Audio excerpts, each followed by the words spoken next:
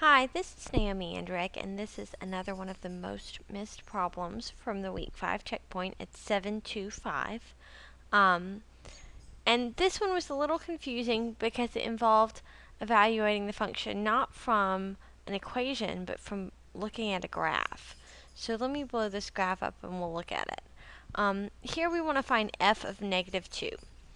You want to think about what that means. Well, that means the function's value, the y value, when x is negative 2. So if I go over to the graph, I know I want to find a point somewhere on this function where the x value is negative 2. So if I go over to negative 2 and I look down to the function, it looks like the function has a value of negative 4 when x is negative 2, since negative 2, negative 4 is on the graph of this function. So keeping that in mind, I think f of negative 2 is going to be negative 4. I just check that, tells me I'm right. So that's how you would do that type of thing. There are some other ones with different graphs. Maybe there's a zigzag graph, or a U-shaped graph or something like that.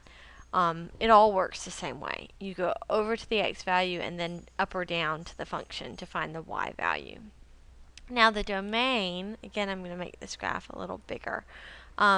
The domain is all the x values that the function takes, and it looks like the function doesn't exist for these x values over here. So negative 10, not in the domain, negative 6, not in the domain. It's like negative 4 is not in the domain. Negative 3 isn't in the domain since there's an open circle here, but just a little bit past negative 3 is in the domain. So like negative 2.9999999 is in the domain. So the first edge to the domain is negative 3. And then all these points, negative 3, up, up, up, up, up, up, or x values up, up, up, going side to side. It keeps existing, so the function exists when x is negative 2, the function exists when x is negative 1, when x is 0, when x is 1, when x is 2, when x is 3. When x is 4, the function, that's where it stops existing, because there's this open circle telling me that point's not included. So 3.9999999 would be in the domain, but 4 wouldn't be in the domain. So how do we write this as a compound inequality? We're going to have negative 3 is less than x is less than 4. And I'm using strictly less thans because those endpoints aren't included. So this includes all the points from negative 3 up to 4. I just press enter and tells me I'm right. That's what the domain of this pictured function is.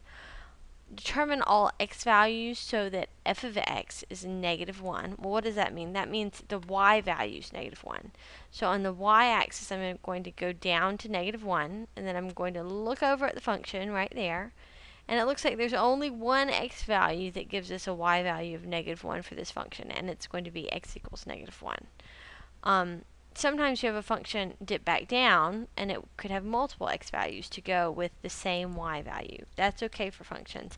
You just can't have multiple y values go with the same x value. So there's a lack of symmetry there in the definition.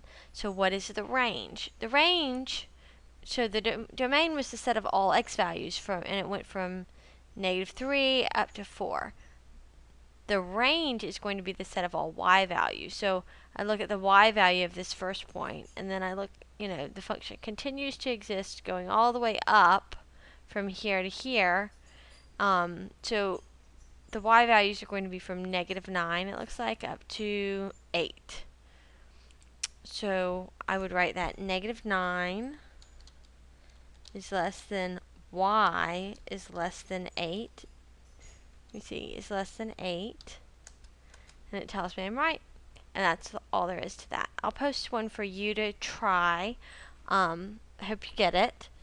Good luck. Okay, bye. I hope this helps. Bye.